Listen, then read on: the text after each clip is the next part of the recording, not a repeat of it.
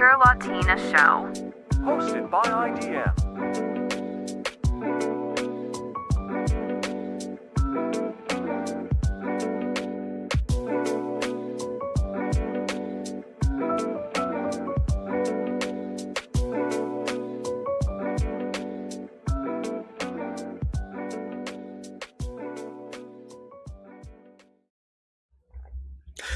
And we are live once again. So just everybody to know, we were having some technical issues. Hopefully everything will work perfectly. Of course, we will not hope too much about that. But just so you know, I cannot see the chat today. I hope I can fix this during the live stream. How are you guys doing? Nina, how are you doing?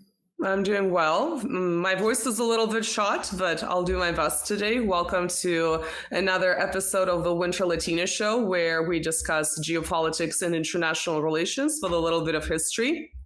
And why don't we just jump right into the topic, because some of the viewers have been waiting. So since Trump officially became president in late January, his administration seems to have taken a drastically different approach to the war in Ukraine. The US launched negotiations with Russia after years of having mutual diplomatic relations. It's probably the lowest point, to the point of shutting down consulates in each other's respective countries. At the same time, legacy media and several European politicians have been quite hysterical about this supposed reset. We'll see if it's an actual reset. They've been making really dramatic comments about a betrayal. They don't go as far as to point fingers as to who betrayed them, but we're supposed to read between the lines. So what we want to do today is basically look beyond the flurry of headlines. It seems like every day something new is happening in this particular realm. We want to look beyond the statements by politicians that are being made, because things could be said but not done. We want to look at actions. And hello, dog, you're not supposed to enter this early. And so we want to look at the tangible actions that are being taken in the developments in the war in Ukraine to understand whether or not this conflict will actually come to an end in a nearer future than some probably thought. And so for this purpose, we have a special guest that I'm really excited about. It's Dr. Dragana Trifković. She is an author, political commentator, journalist, founder of the Center for Geostrategic Studies in Belgrade. We'll love Belgrade on the show, as you guys know. She has been involved in these related realms for several years. She travels extensively, so she should be a wealth of information on geopolitics in general, and specifically on the Russian perspective and, the Slavic perspective, perhaps the Serbian perspective in this regard. So Marcelo, let's bring her on. Yeah, without further ado, welcome back, Dr. Trifković. How are you doing? Thank you very much. I'm good, and thank you very much for inviting me. For me, it's a great honor, and thank you, Nina, very much for these nice words. Well, I've been following you on social media for years and years and years, since, the war in Donbass has been going on since 2014. So I always appreciate your political commentary, but you and I have never really connected. I mean, perhaps I commented on a social media post or two, but it's always interesting to see all the different events in which you're involved. And so what I heard from Marcelo is that you have a documentary. So before we discuss our topic, I'm really curious for you to tell us what that is about. I guess we are speaking about last documentary. It's published recently in January this year, and it's about the Donbass. It's a Russian production, Vopreki. Is the name of the film, and it's about my experience last 10 years in the Donbass. As you said, first time I was in the November 2014 in Donbass, so I'm following this conflict from the beginning, and also I have a lot of experience about conflicts since that we have conflict in Yugoslavia in 90s. So I'm always comparing this conflict in Yugoslavia and Ukraine because I have this kind of experience. So this documentary was about this, my experience and my opinion on what is going on really in Ukraine, what is the cause of this conflict, and everything else who is involved there. So for our viewers who do not speak Slavic languages, Vapriki means, I guess, despite would probably be the closest translation I can think of, right off the top of my head. And so it sounds like you were there at the very height of the conflict, because 2014 was a very dangerous time to travel there. I mean, this was sort of the time when even the Western media was reporting about Kiev shelling the, various cities in Donbass. And it was actually reporting that type of information fairly truthfully compared to what we've seen more recently. So what were your impressions of that initial stage like? Mm-hmm. Well, I already know what can I expect there. As I said, there are too many similarities between the war in Yugoslavia and the war in Ukraine. So for me, everything was very known, like media manipulation, special operations, aggression on civilians, and also they're all the time accusing others for crimes. So this is something which we already had expired in the time of war in Yugoslavia. So when I visit first time, I was in Lugansk in 2014, and I saw the schools and civilian objects that in that time Ukrainian army shot. And I spoke with the people there, and I was surprised because people were confused there. And I understand it in that time that they didn't have too much information what happened in Yugoslavia. They know that we were bombed by NATO in 1999, but they didn't know too many details. For example, I asked them after the Maidan in Kiev, I asked them, do you remember how the war in Bosnia started? And they said, no, we don't know. I said, the war started when the snipers from the hotel Holiday Inn in the center of the Sarajevo shooted in the people who were protesting, and they were protesting supporting the peace. They didn't want to allow the war. So after this moment, the war started. And it's very similar to that what happened in Kiev, in Maidan. So I was surprised that people didn't know about these details, and too much more details about support of all sides who were fighting against the Serbs in the war of Yugoslavia, sending also the lot of arms, the lot of instructors, the lot of soldiers as well in that time in Bosnia. Also, that happened again in 1999 in the time of NATO bombing in the Kosovo and Metohija.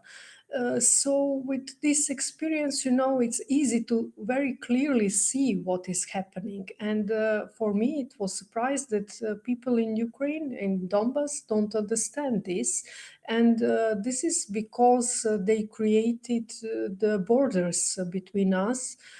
They don't want to allow the conversation, really conversation between the people, and free medias and free speech. So that is why they can easily manipulate with the medias and the informations.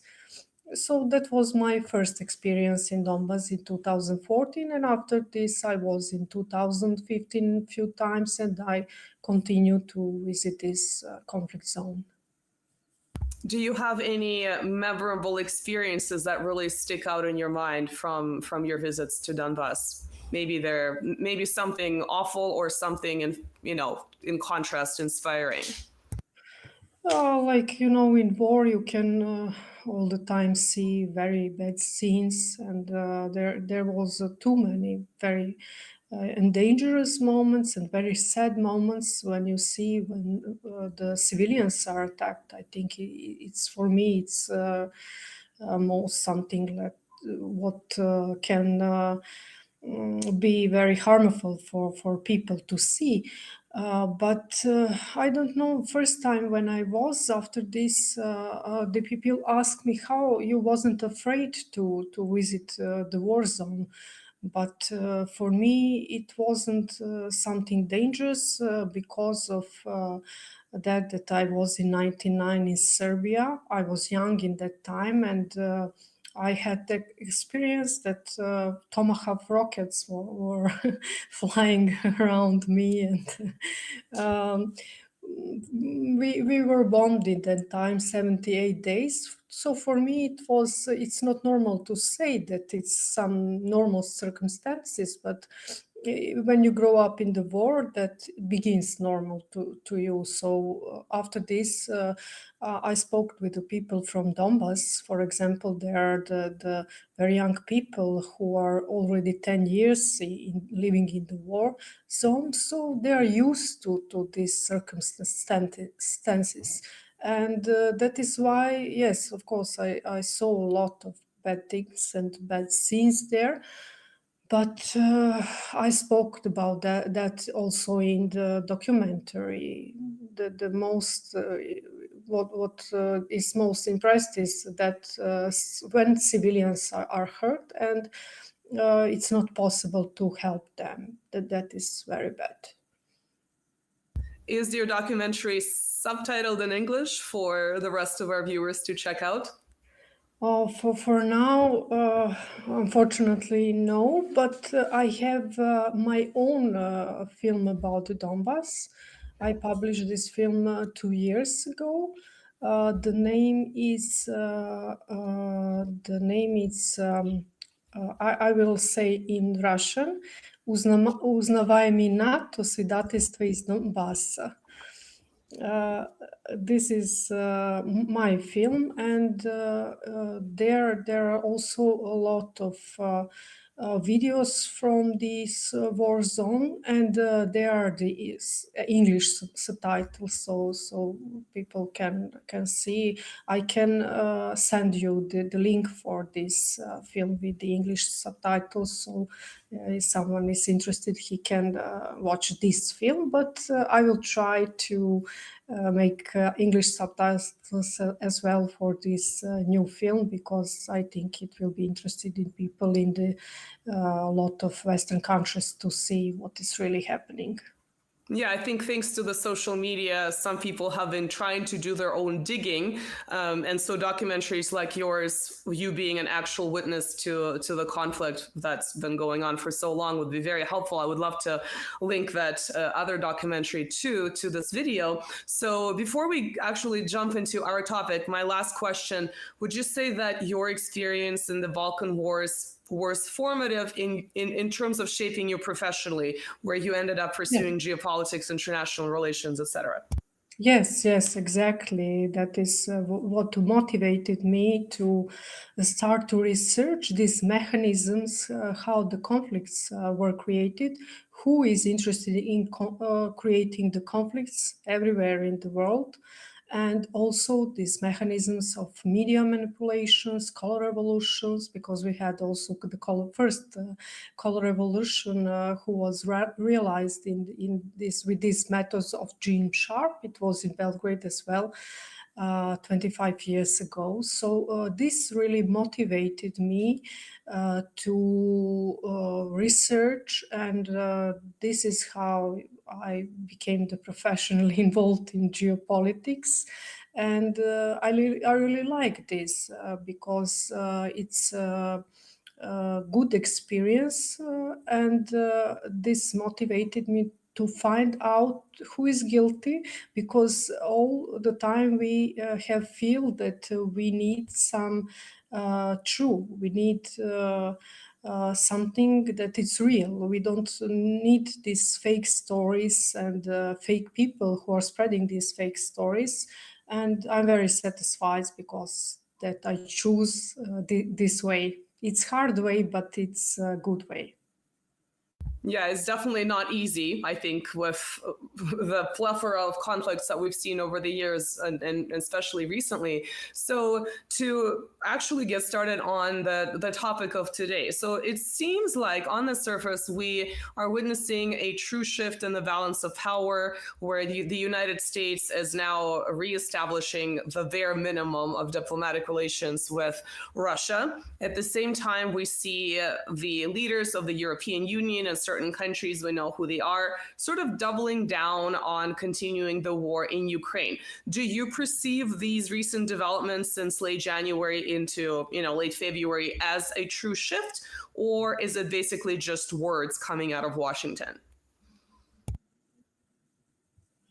So we will see how this will continue, because from our experience, we don't have too much faith in the West and Western countries, the United States as well, because in the past we had a lot of situations when they promised something, not only promised, when they signed the agreement and guaranteed the all circumstances and then ignore everything. So who can guarantee to us that this will not continue in this way?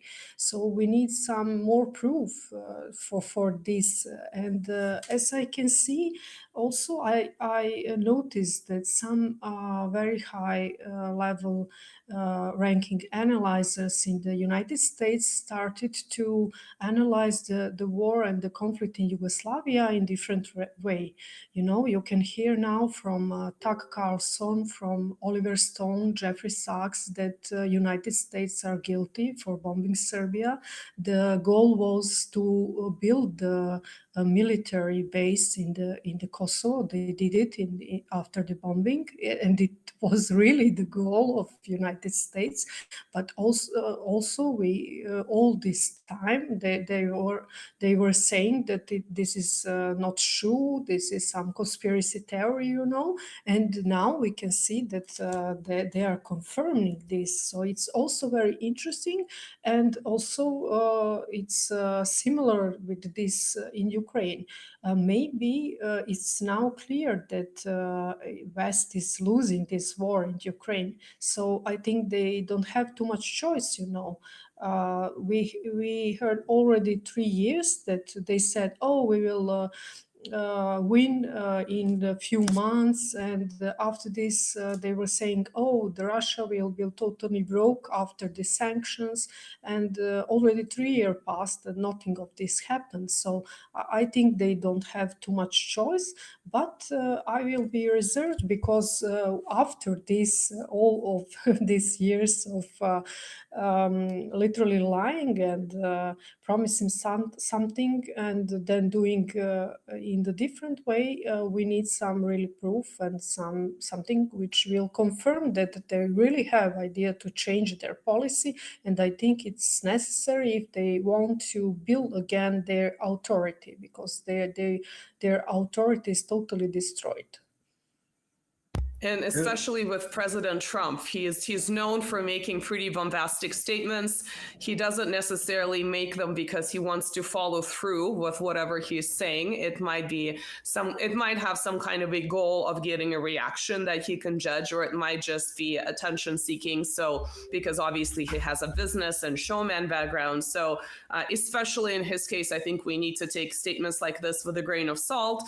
I think specifically we saw the initial stage of the negotiations between the US and Russia, but literally in the last 24 hours, we have the most recent news about the mineral deal between Ukraine and the US, which doesn't seem to be ironed out yet, because the US doesn't seem to be offering any security guarantees. But in that same context, Trump seems to have made statements that the war might continue literally a week after having had these conversations with the Russian side. So I think it would be very difficult to just judge by the statements instead of looking at the actions and perhaps agreements, as flawed as they may be, that would come out of this. Now, correct me if I'm wrong, you seem to spend some time in Russia. And if that's true, what is your impression of these recent changes from the Russian side? Now, I'm Russian, I can read Russian media, but I live in North America, so obviously there are limits to how much access I have. And I've read the full spectrum of patriots who think that everything is peachy to liberals who are sort of pro-EU liberals in Russia who think everything is lost. The overall consensus seems to be very cautious. What is your impression from the ground? Yes, I'm already half year, 6 months in the Moscow. So yes, I'm in contact with too many people. I'm not watching television too much because I like to watch YouTube channels and to read some informations in social networks and so on. And yes, there are different opinions. There are the liberals who thinks that the war will stop, the Russia will sign the agreement with United States, and everything will be as before. But I think it's illusion that never things will be as before, and thanks God. And of course, there are people who are suspicious, as me. They think that we should be very careful with the West and Western agreements.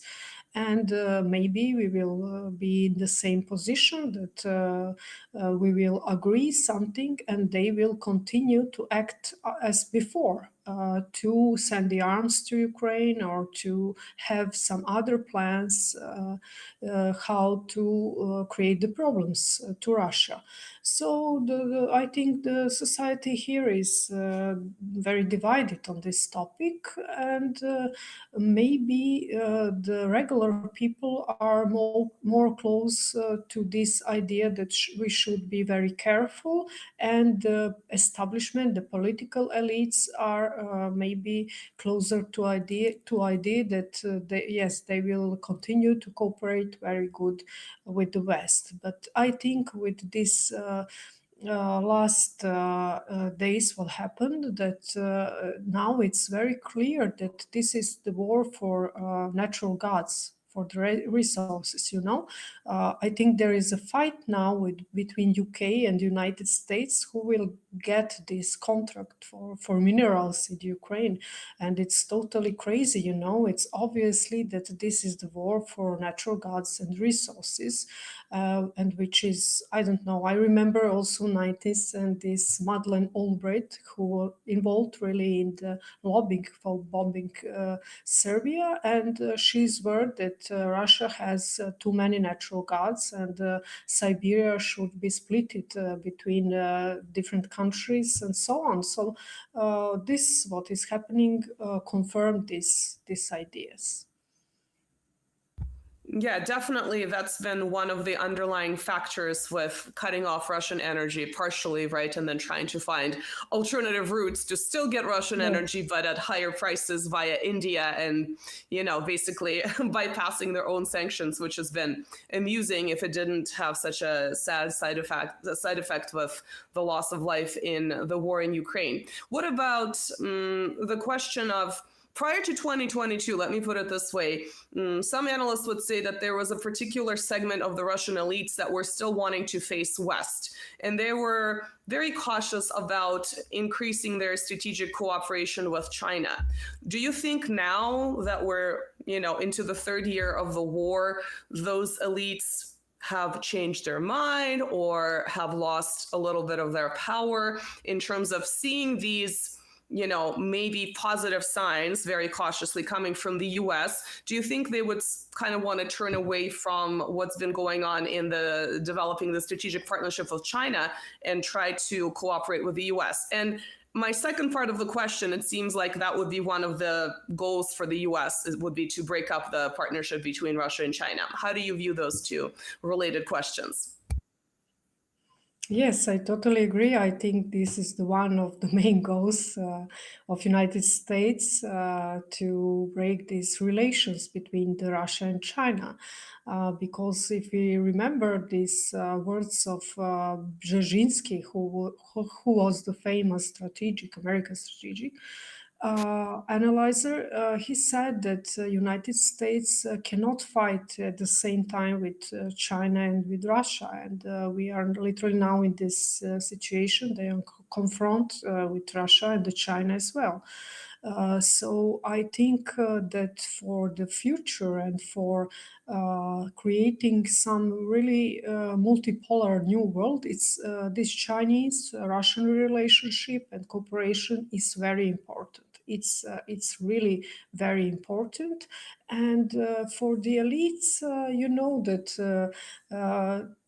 some of representatives of these elites left the Russia after the beginning of special military operations. Some left and went to Israel. They said after this they cannot be in the country who is aggressive to neighbors, but it's very strange that they don't see this Israel aggression, for example, and that Israel is making problem to Syria, to Iraq, to Iran, to many countries in the Middle East, and some left in the European countries. But I think they are really not satisfied now, because I had a call also from my friends from Europe, and they are complaining a lot because of prices in Europe and economic crisis and also the security. You know, the reason why I want to stay more in the Moscow now, it's because the Moscow is most secure city in the world. I think it's very secure here, and everything is in order. And in Europe, it's unfortunately you cannot find this now. So in some way, I think things change in that way, that when the problems start in the Soviet Union, in Yugoslavia as well in 90s, we could see it with our eyes. But now the things are different, and I can see some of these processes in Europe as well. And I think this is the big problem for Europe and European people. And now the elites in Russia are, some of them understand it, that things will not return. So now they're trying to find some alternative, and they're trying to change the partners. I mean, to replace the Americans with Chinese and with Eastern markets. And yes, we can see that, but I think really that the future is in cooperation with Eastern countries, because we can see that Eastern countries are now the leading in the economy, and especially China. So for the stability, this Russian-Chinese cooperation is very, very important. Thank you for explaining that. Certainly, the Russian-Chinese partnership launched in the early 2000s, so this is not something that developed recently. It's become more advanced and deeper in the last few years, but it's something that's been built for many, many years since Yes. the dissolution of the Soviet Union. Do you think it's possible to continue developing that very important relationship between Russia and China, but at the same time have a more amicable relationship with the US? We'll leave the EU out of this for now.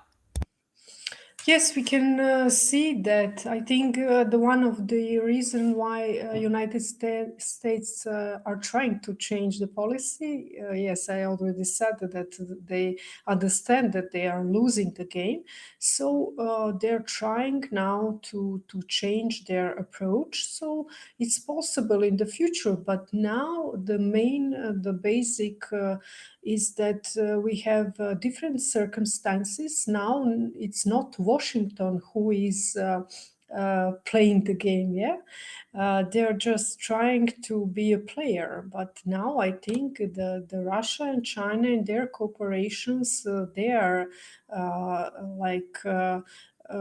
having the base and giving the standards. So I think the things can change in this way, which is very good. So in some way, I think that Western countries and West, maybe European countries, are not understanding this well, because we can see they are totally lost in a political way, and they have a big crisis.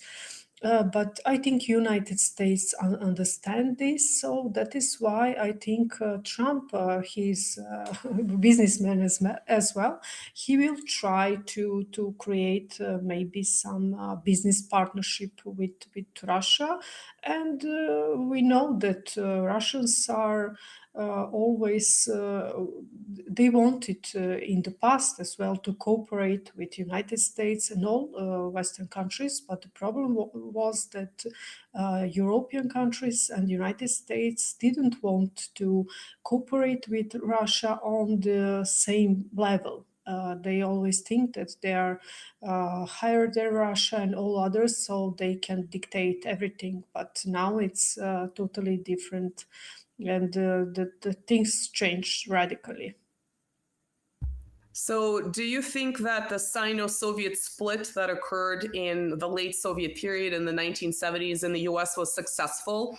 I mean, it was obviously building on problems that occurred between China and the Soviet Union outside of the US, but it certainly capitalized on those problems and really maximized the split between those two countries. Do you think that was a learning experience, and in the 21st century, Russia and China are not going to fall for any kind of manipulation coming from outsiders trying to break up the strategic partnership? Yes, I think so. Yes, they have this experience with the West, and also they have this experience of Yugoslavia, the war in Yugoslavia, and the aggression of Western countries. After this, they follow this similar situation in the Middle East as well. So maybe there was just they were just trained to do next step. Maybe the next was the Iran or China or Russia or some big country, really. So I think they understand well this. You remember that in the 99, the Chinese embassy in the Belgrade was bombed as well.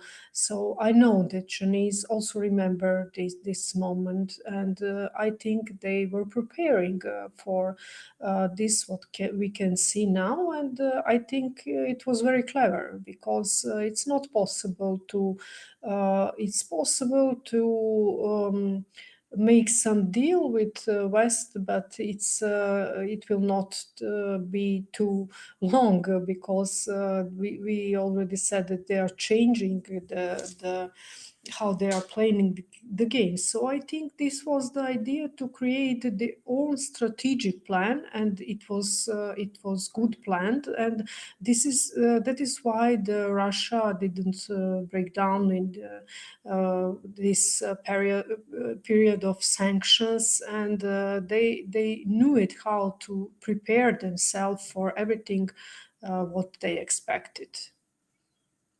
I ask this question, I think, almost every guest that talks about this topic, and you're obviously very involved in Donbass in Russia, and you understand it from the inside, not just by listening to other people's analyses. And the question is, would it have been better for Russia to have intervened in 2014 when Maidan just had happened, when Russia probably wasn't economically prepared, but was much more militarily prepared in relation to the Ukrainian army that was really not trained up to NATO standards and wasn't pumped full of weapons? Or the other side would be the 8 years that it took Russia to prepare were necessary for it to withstand the sanctions and all the other measures that have been taken by the West economically. Where do you stand on this question? I don't think I have it fully resolved in my mind. There are too many people who are criticizing the Russia because they didn't want to interfere in 2014, 10 years ago. And there are still the people who are criticizing and saying, oh, we should not allow this and so on. But, it's smart when you know when you need to fight, when you need to wait. And I think in that moment, 10 years ago, Russia needed to wait. Why? Because they needed time to create these strategic relations, especially with China, and to prepare themselves for this mutual aggression, because we had that experience. This is a hybrid war. This is the economical sanctions, the media aggression, propaganda, special operations, weapons, instructors, soldiers, everything. They use all the weapon against someone. So Russia needed time to be prepared for this and to create the new strategic relations, and to prepare the industry, their own industry, which was destroyed in the time of break of Soviet Union. So I think that was a very smart decision to wait and to prepare, very quiet to prepare for the next step. And I think it's very important, and this is maybe the most important for this, why the Western powers now are in the problem, realizing that they are losing the war. And if you get in the trap, then the things can go in the different way. So I support this view that it was a smart decision, no matter that someone is criticizing, but when you start to speak with them about these arguments, they don't have answers. Okay, that's really interesting. That sort of makes me lean towards my initial impression about not being economically prepared in 2014, but being better set for the conflict that was bound to happen anyway in 2022. To what extent do you think Russia's political actions, especially in the war in Ukraine, but also in other realms, are informed by the way Russia would be perceived by its new partners like China and others sort of in Asia? Is image important to Russia in that regard? It seems like sometimes they're constrained by how far they go because they want to make sure that they're being perceived well in China and some other countries in Asia. What is your view about this? Well, I think that Russia is acting very good in this context of international relations. Because they are all the time thinking about this, how they will create this, image of themselves. And I think that it's good that Russia is acting very different from the Western powers, for example, because I think all the world is mad because they are acting very brutally. They're not respecting the other people in the many examples, and Russia is not acting like this. I mean, this is not this is not created image. I think this is the Russia. Really, this is the suit of Russian people. So they're acting with respect, and they're trying to build these relations with other peoples by respecting them and their interest, which is very important, because the Western powers want to cooperate with others, not respecting any interest of other country, of other people. For example, I can hear now in Serbia that Americans wants new strategic relations with Serbia, but at the same time they are recognizing this fake state of Kosovo.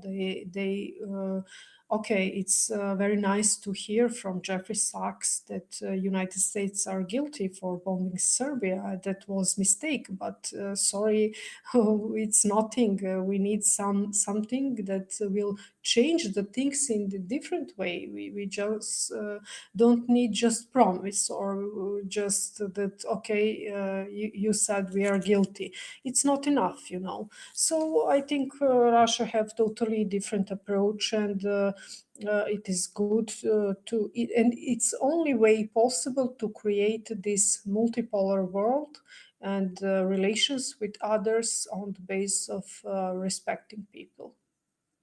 one of the criticisms of Russia is, in fact, coming from people who like Russia, is the fact that it's sort of lacking in terms of its soft power, that it could do more, that it could have done more in Ukraine to prevent the Maidan, that it could do more even in your country of Serbia, that it's sort of not using the newest types of soft power and promoting soft power in the way that certain Western countries would do. What do you think about this? Do you think Russia is lagging in this realm? Do you think it's developing as it should? What things can improve in terms of demonstrating Russia's soft power and also establishing more amicable relations where maybe it already has good relations, but it needs to do more?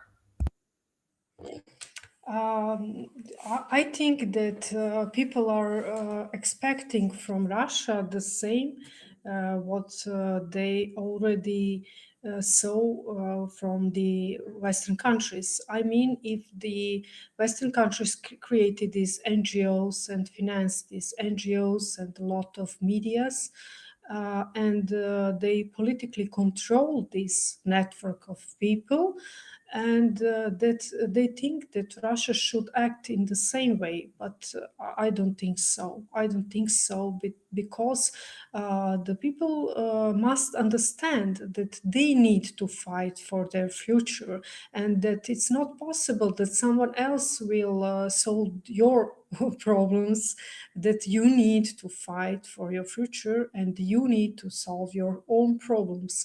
And in that way, Russia can support these efforts of people. And I think they are doing this. We saw it in the Syria, but if you don't want to fight for your the future, then no one can help you. And I think this is the main point. I'm not expecting for Russia to interfere in the other countries like Western people do, like Western countries do, and to create the same model.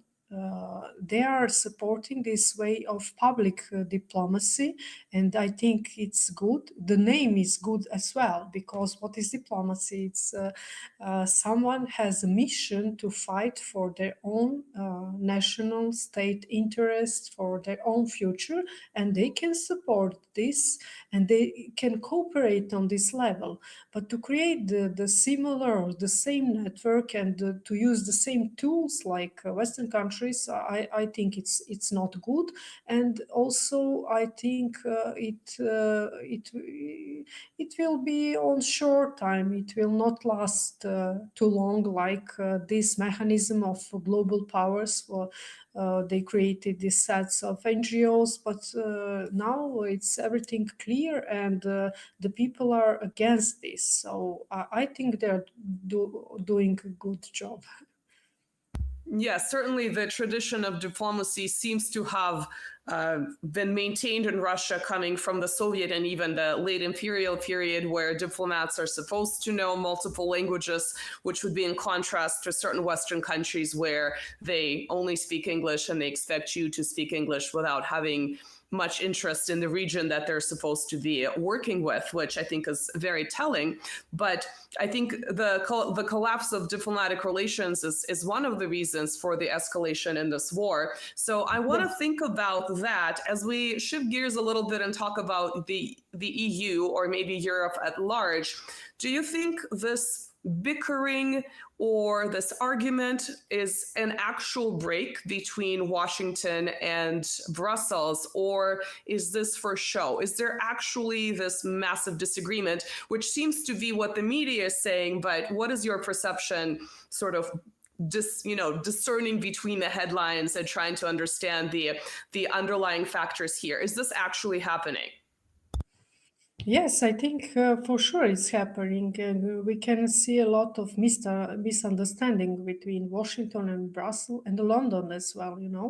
In the past, they were like united against all the world, but now we can see that they are fighting between themselves.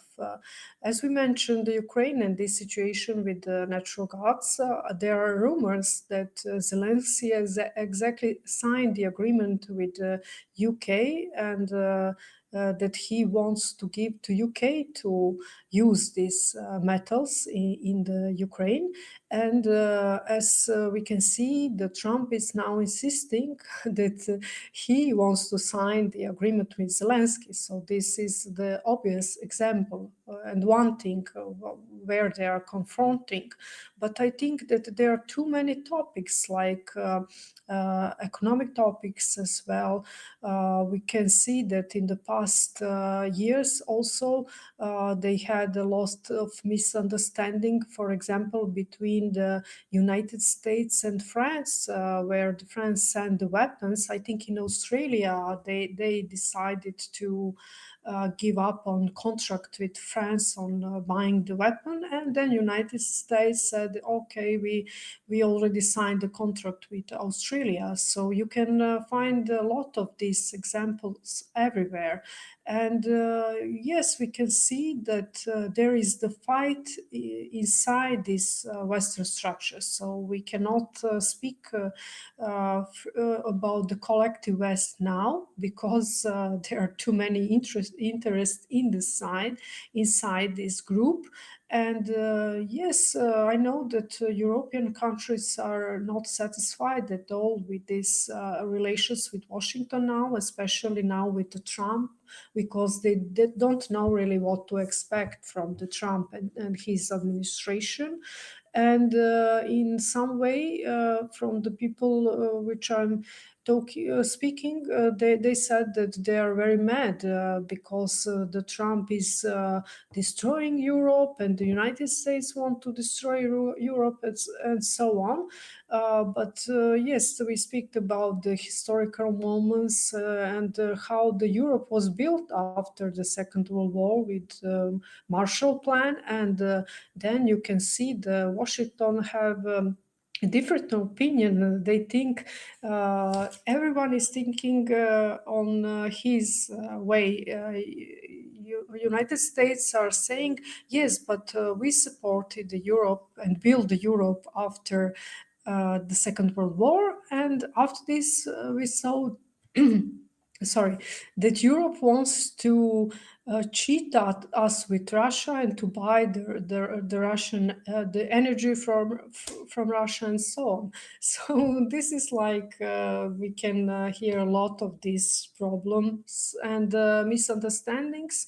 And that is why they're not, I think, honestly talking between themselves as well inside these Western structures.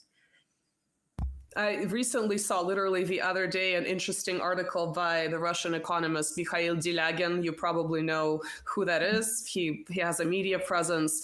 And the article had a very clickbaity title. It was called The Secret Anglo-American War. But the facts that you brought up in that particular article were really interesting to me, because he talked about the disagreements on the way the war in Ukraine should have been pursued, and all of these disagreements regarding the British influence on the EU, where, you know, obviously the UK is not in the EU anymore. Now, nonetheless, the article argued that the UK was trying to dominate the EU, where Washington kind of saw that as its own natural, you know, hegemonic realm in Europe. So that was kind of an interesting indication of the split in the Western consensus that you talked about.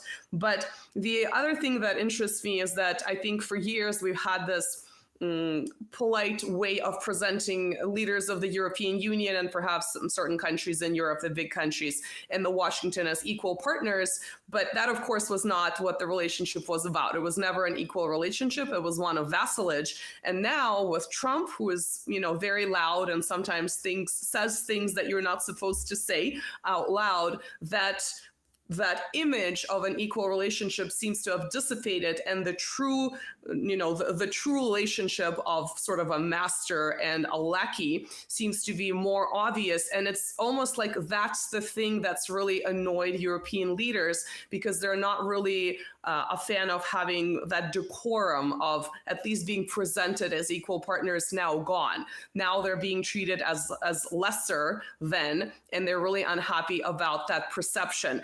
Whereas, of course, they knew the relationship was never equal to begin with.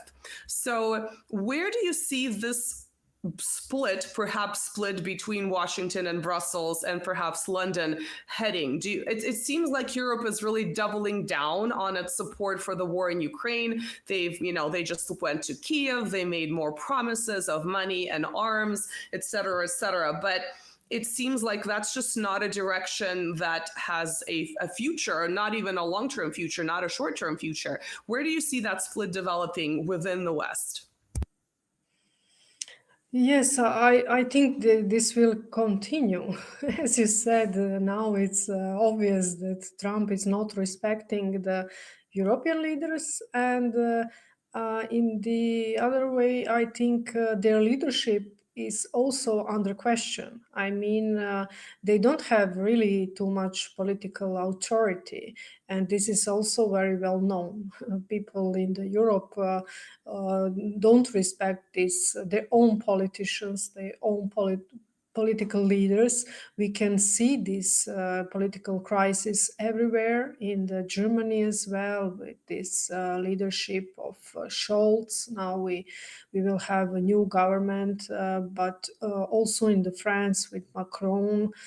So it's obvious that there are too many problems in the political structures.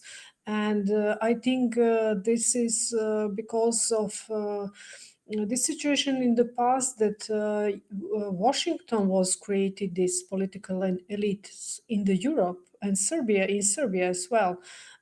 They are using the property people from themselves. They created this network of the deep state, I think, everywhere, from the people who work in the different institutions, in the parliament, in medias as well. So they wanted to control everything, and if you want to control, then you don't need to powerful people, to smart people, because it's easy to control people who don't have too much authority. So I think this is the reason why we have now these political elites in Europe, and it's the same in Ukraine. Trump recently said that Zelensky has the 4% of support of people in Ukraine.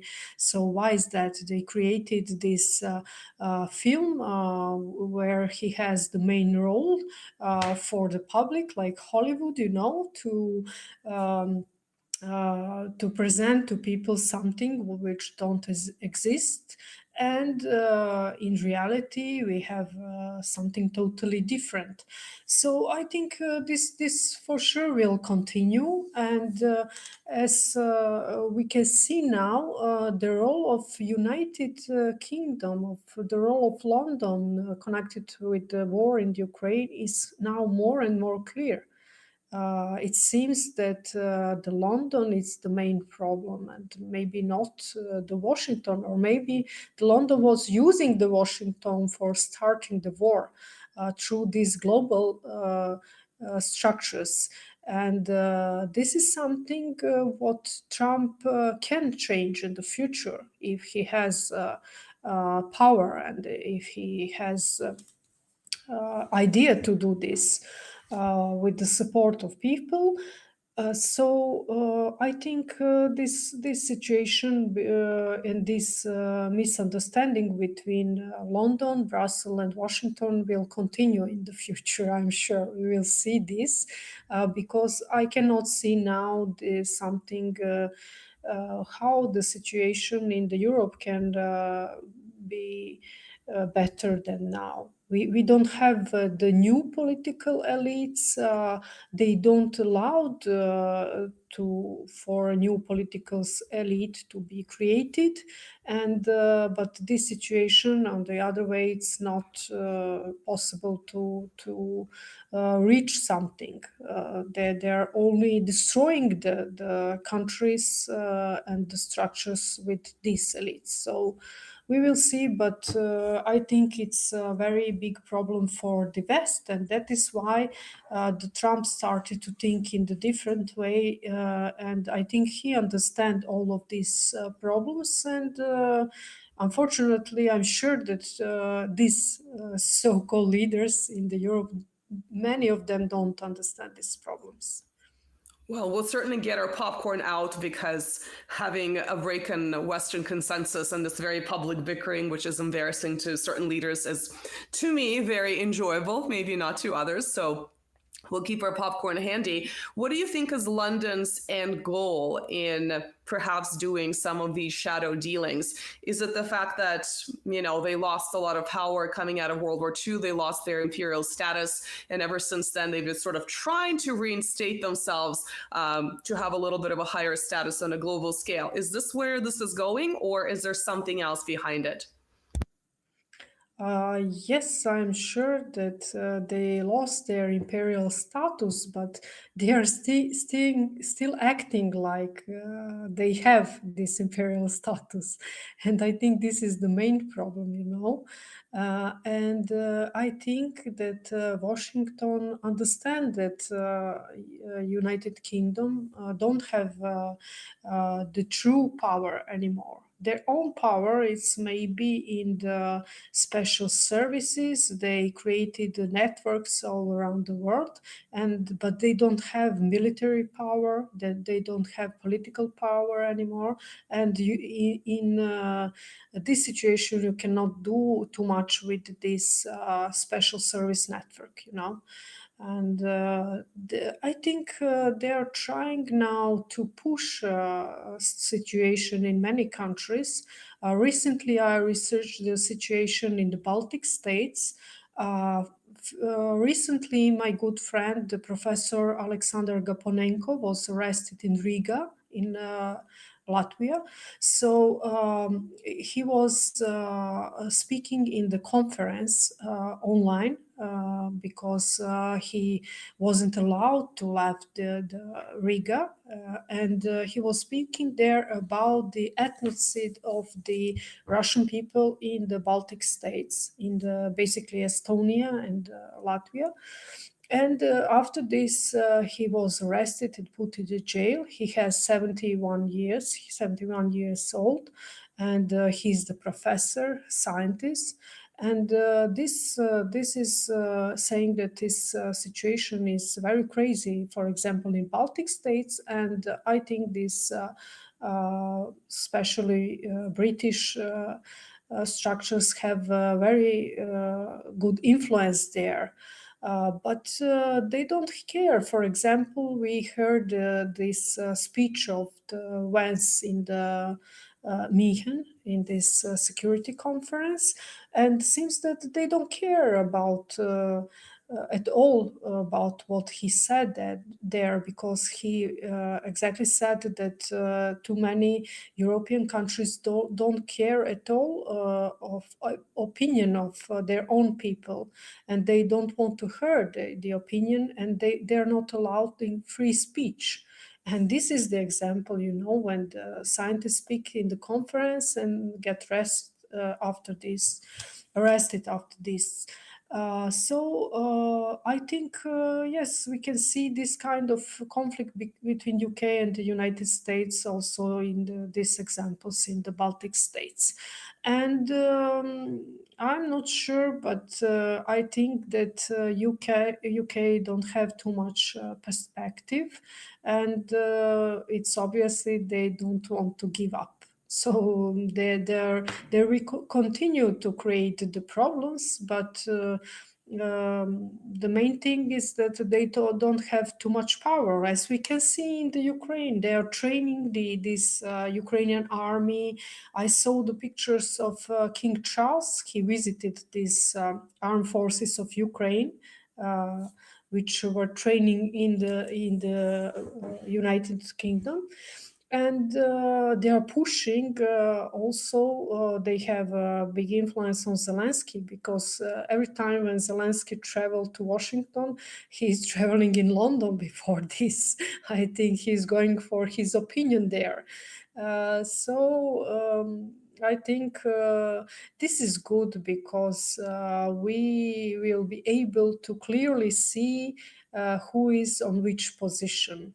And this is something that could help for solving the problems and for stopping the conflicts, because who are the creators of the doctrine of clash of civilization? This is the main point.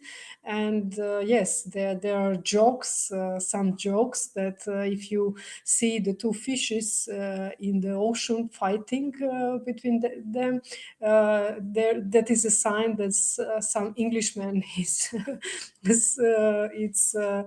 there. So yes, I think that everything is fine, everything is good, because we cannot change the things in the dark. And now the things are more and more clear. So I think it's very good. Do you think the problem with continental elites in Europe is that they really believe their ideology, or is it more about just holding on to power? Like you're saying, they don't really have much popular support.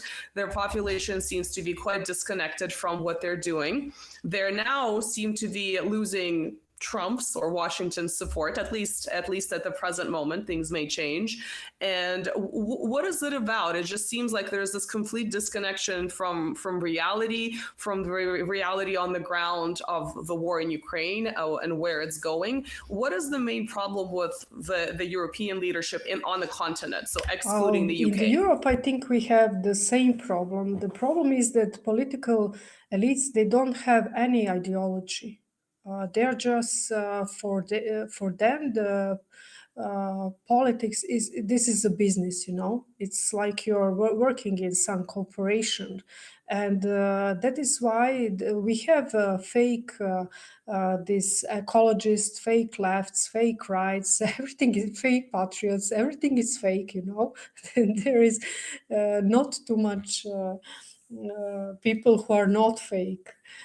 Because if you control something and someone, then that you are expecting for these people to be very flexible, and today you can be patriot, and then tomorrow you can be revolutionary, everything what is necessary in this moment. It's like in the business, you're paying someone and you're expecting someone from for this money, yeah. And this was the system which was created by these globalist elites. I don't want even to say Washington, because Washington is not only guilty, and American people are very also destroyed by these global structures. So it's not only Washington. These are the global structures and structures are everywhere, literally. So they don't care about any ideology, And we need to have the people who really cares about the ideology, who have the ideas not of their own interest, because these people in political structures, they have only their own interests in their mind. They don't care really about the country, about the history, about the culture. In many European countries, culture is totally destroyed. Let's see France, for example, the big France culture. It's very destroyed. But can we hear from someone from France, no matter he's from the leading party or opposition, about this problem? I didn't hear too much about this. So the things need to be radically changed, We really need the people who cares, who have ideology, who wants to protect their own culture, their own future, the future of their children, and not these corporate people who are taking care about only how money they will earn and where they will spend this money. This is the only important thing for them. Yeah, I always use the term middle manager for some of these youngish leaders like Annalisa 360 or, Kaya, who used to be the leader of Estonia but has been promoted within the EU. They're fairly young, right? They're late 30s, early 40s, and they seem to just be moved from one office to another office within this corporation, and they continue with the same policies instead of actually representing their countries or the European Union at large. So it does seem to function more like a business, a giant international corporation, instead of some kind of a community of nations that, the European Union was supposed to be. Dragana, I know people really don't like making predictions, but if you had to make a prediction using your expertise about the end game of the war in Ukraine, where would Russia end up? Where would Washington end up? Where would Zelensky end up and the EU? Sort of the four main players. Zelensky in jail for sure. No, In the it's best really case, hard to. It's really hard to predict what will be the results of these negotiations between Russia and the United States. But I can say that this is not the Ukraine. It's not only topic because we must remember that before the special military operations started, Mr. Lavrov said that Russia wants to speak about the NATO infrastructure. They're asking to remove the NATO infrastructures in the time of in the period of 1997. So this is concerned also. This is connected also with Serbia, for example, because we have NATO bases in the territory of Kosovo and Metohija from 1999. And also about many other countries who became the members of the NATO after 1997. So this is not only about the conflict in Ukraine. This is, I think, the agreement, maybe it will be in the new Yalta, new agreement about the future of the world. But I think we will not have in the short time some concrete deal. And I think the process they will need some time to speak about all these problems. But as I said, not only Ukraine. It's concerned also whole Europe, I will say, because the things in Europe will not be the same as before. This is sure. And I think I heard today the speech of the Jeffrey Sachs, I think in European Parliament. He spoke about these relations between the European countries and Russia. And he said that you cannot only listen to Washington. You need to create your own relations with Russia, because Russia is your neighbor, and you will continue to live with your neighbor.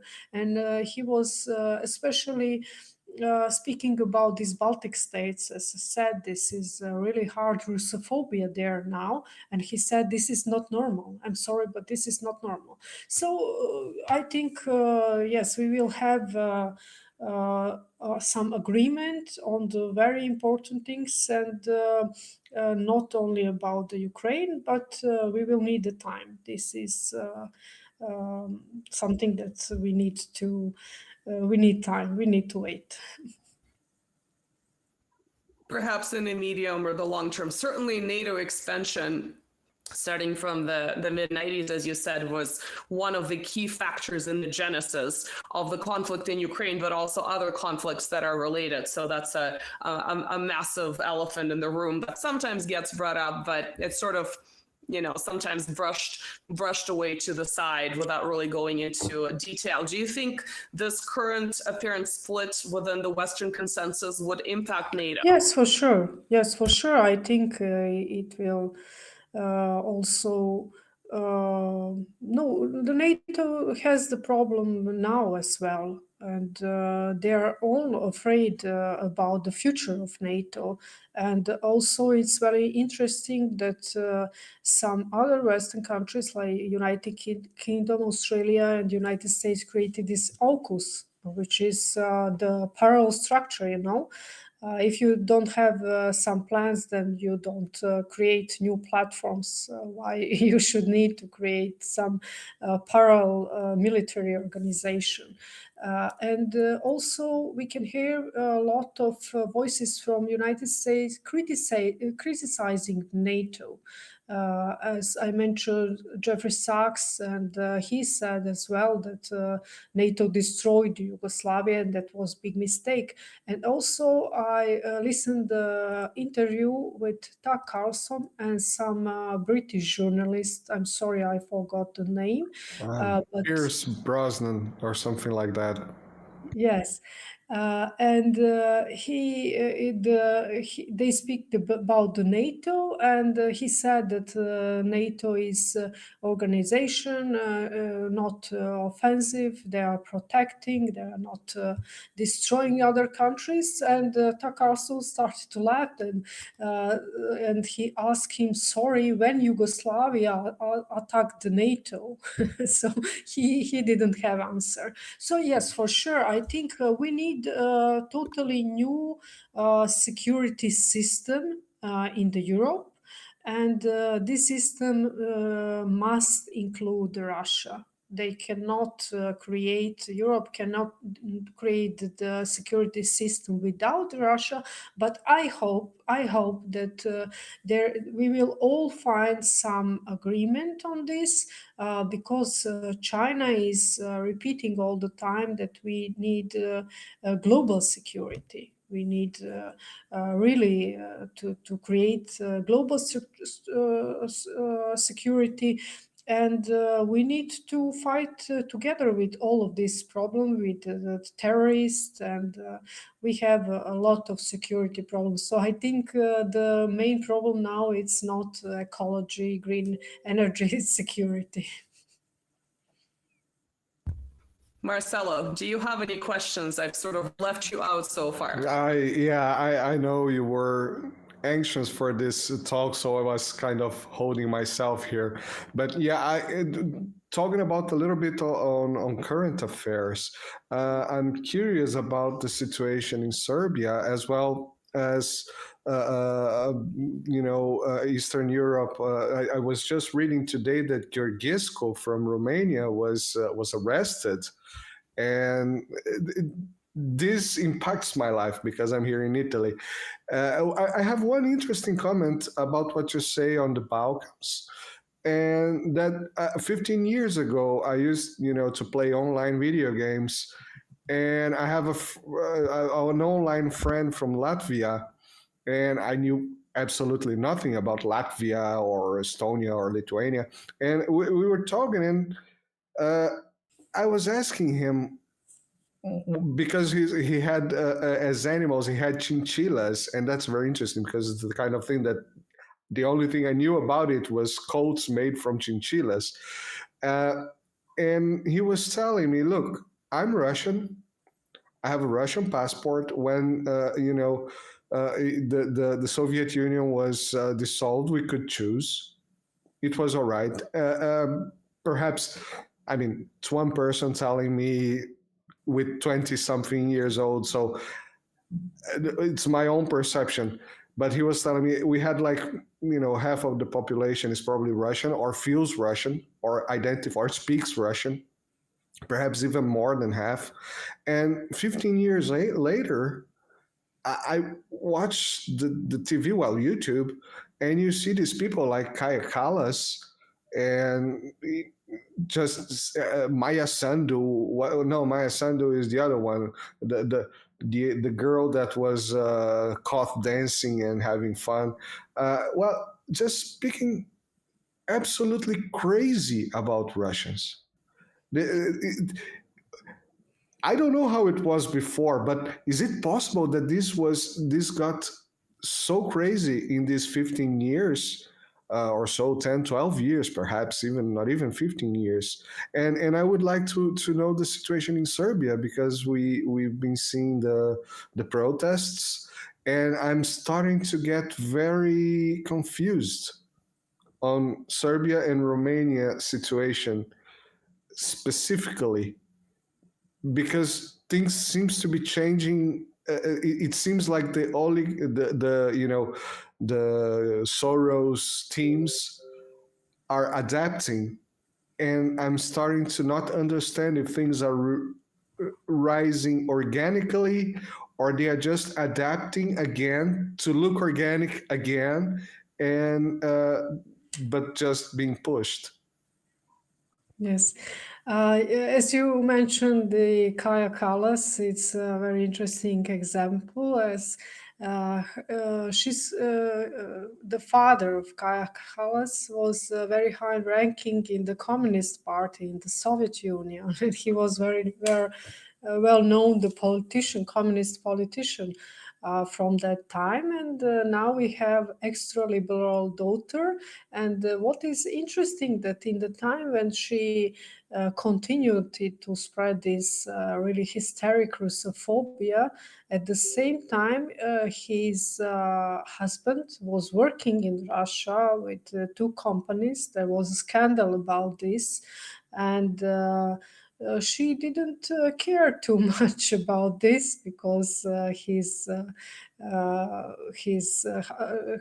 husband the husband was working in the Russia at the same time as she was telling that Russia is aggressive state and so on. So in this example you can see these double standards, and you can understand that people don't really have any standards. They don't have really any ideology. This is what we already said, that they are just working in company, they're working in the company from Washington company, and they cannot understand that the rules has changed, that the company is not the same.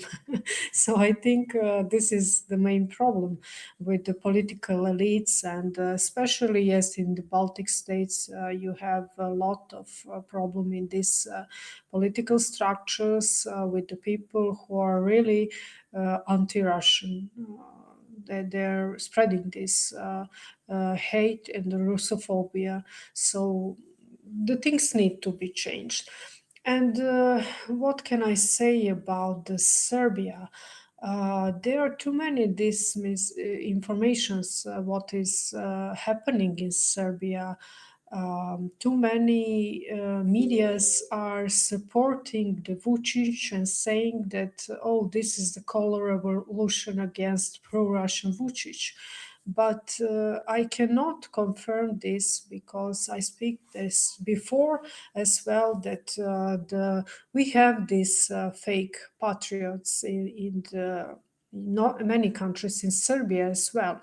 So yes, Vučić, he came from this radical party, and they had the image of these super extra turbo patriots, Serbian patriots. But this radical party was very useful for the Western structures, because everything what they say bad and wrong about the Serbian people, they had confirmed through this radical party. Because people from this radical party acting all the time aggressive and accusing other people that they are traitors, and creating too many problems, and imagining the greater Serbia and so on. But in the same time, when we have these processes, when the Serbia is getting smaller and smaller, so they literally help to Western propaganda, because every time when the Washington, for example, said, oh, these Serbs, they are creating the problems, they want to conquer all the people around, they want greater Serbia, and then they show, for example, Šešelj, who is saying, yes, we will go to take Croatia, and Vučić, who said, if you kill one Serbian, we will kill 100 Muslims, and so on.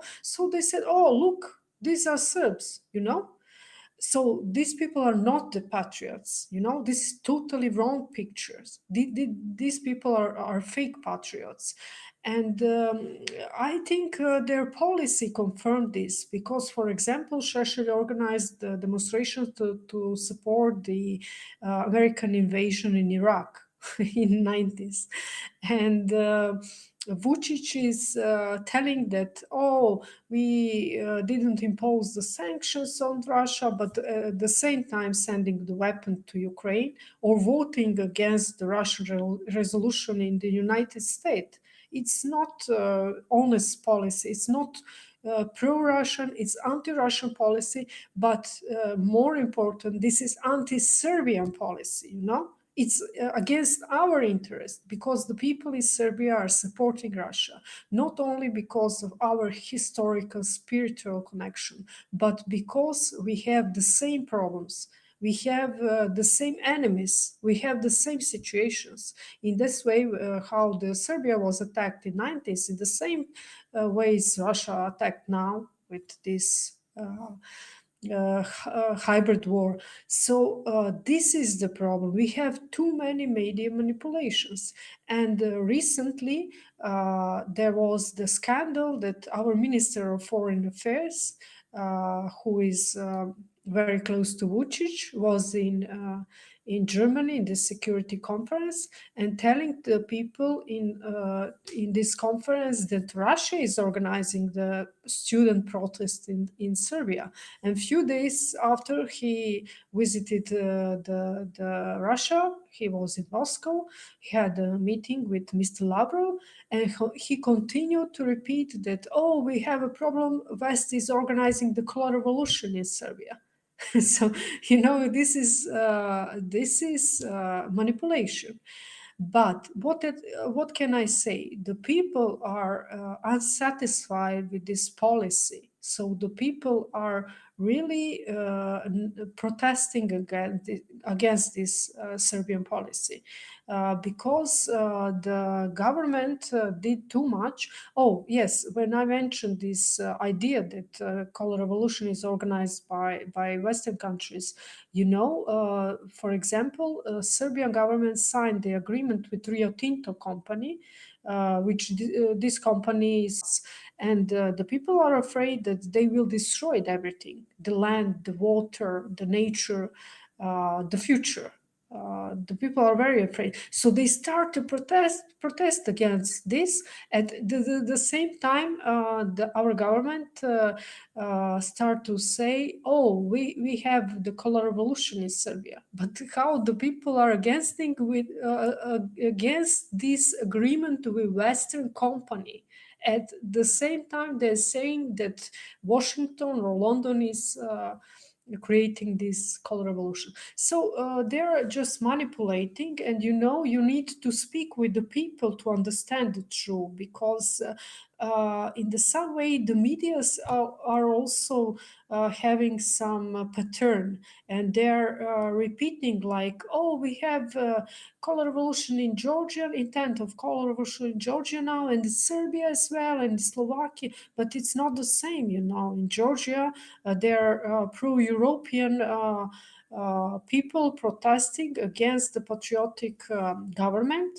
And in Serbia, we have not only students, the professors are with students, the medical workers, doctors, also the farmers and lawyers.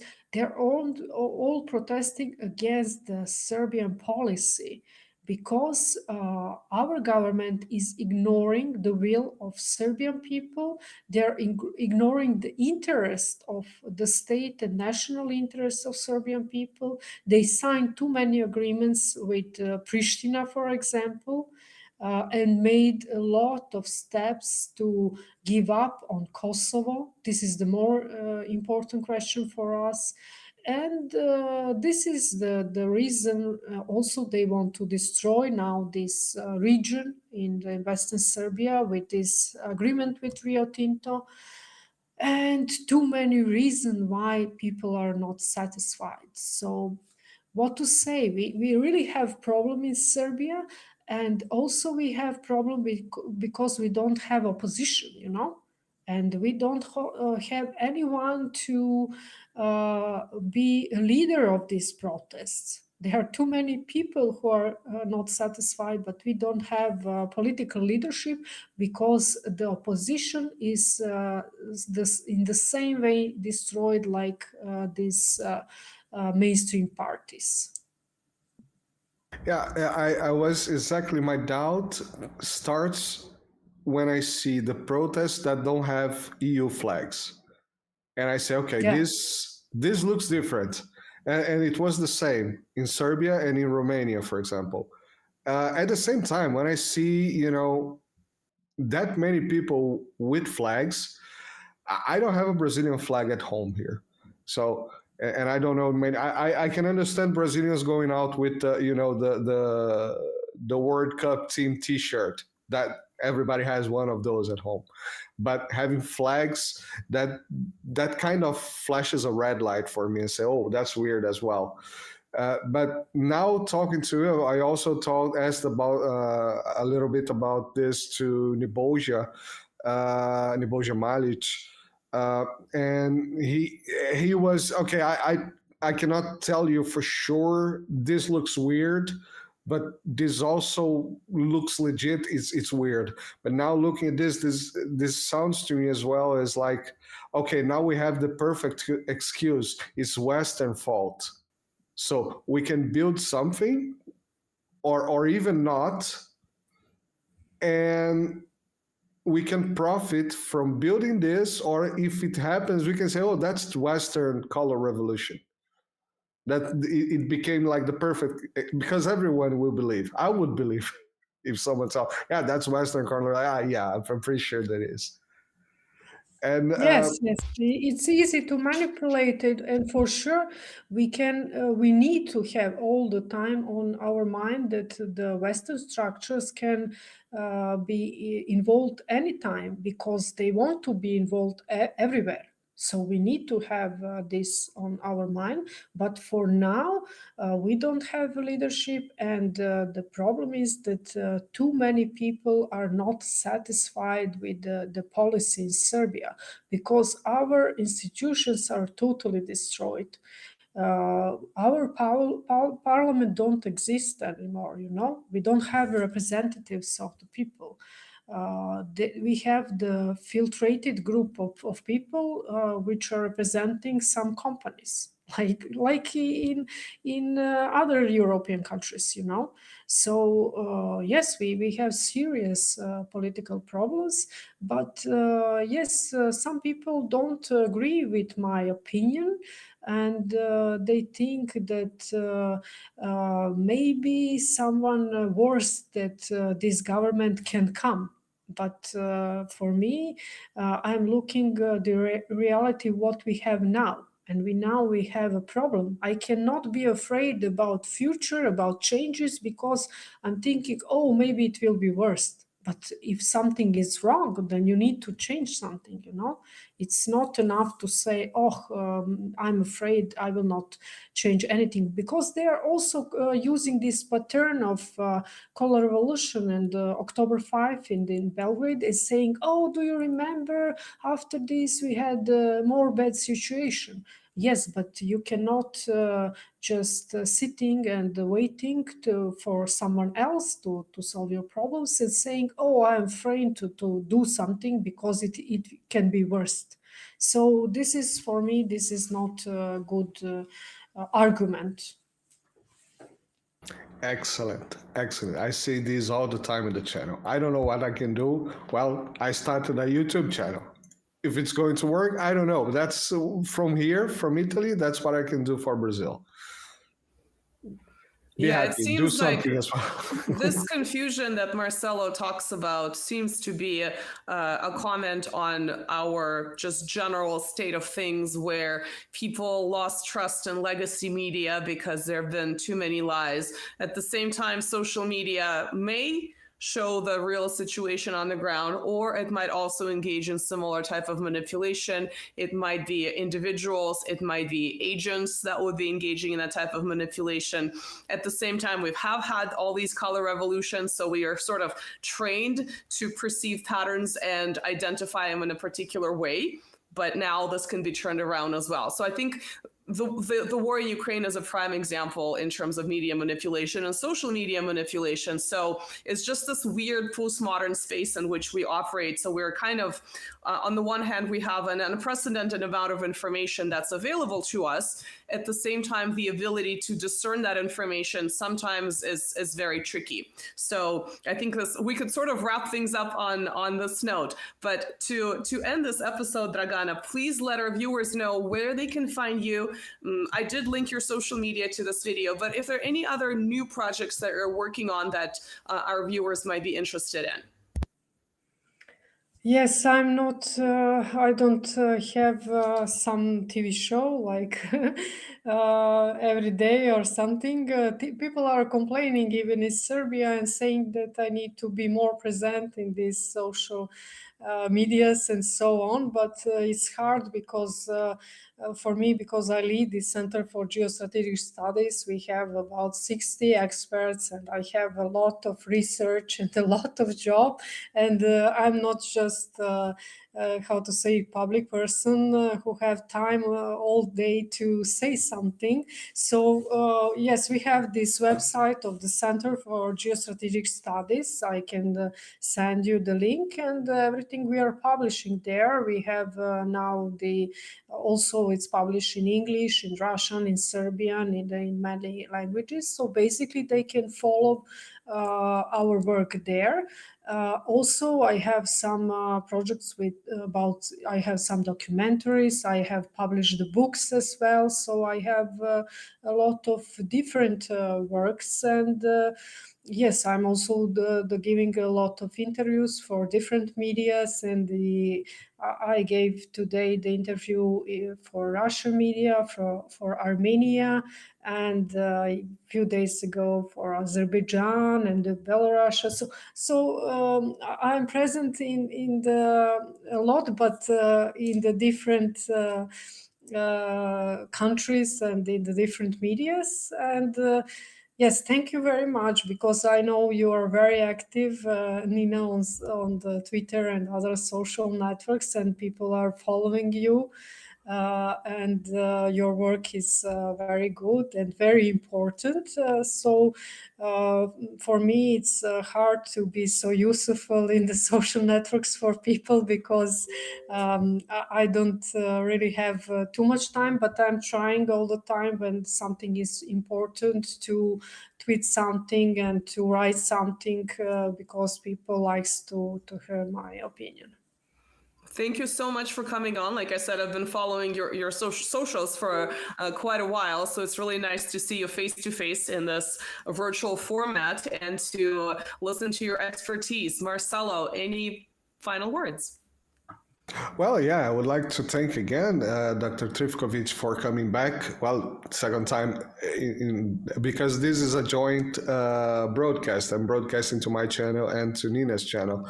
So we have had a great conversation before, and I would thank you again for coming. We had a lot of 3 weeks of different time schedules that we were trying to work this out, but we finally made it.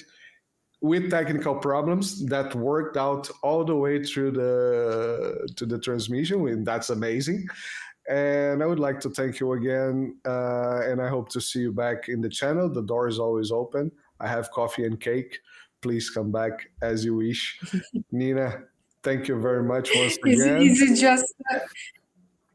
Yes, thank please. you very much. It was my pleasure. Is it just virtual cake or and coffee, or it's well, I do have cake here, but I think we're about 3 days travel from Moscow to here now. But we eventually have coffee and cake for sure. Thank you. I forgot to say that I'm also traveling a lot. Tomorrow, early in the morning, I have a flight to Sochi, and I'm going to Abkhazia to observe the elections there, and also organizing a lot of conferences. So in the next weeks, we will organize a few conferences in the Europe. So yes, this is really a lot of work, but I'm very thankful for you, and it was my pleasure, and it will be my pleasure in the future. It will be my pleasure to continue our conversation.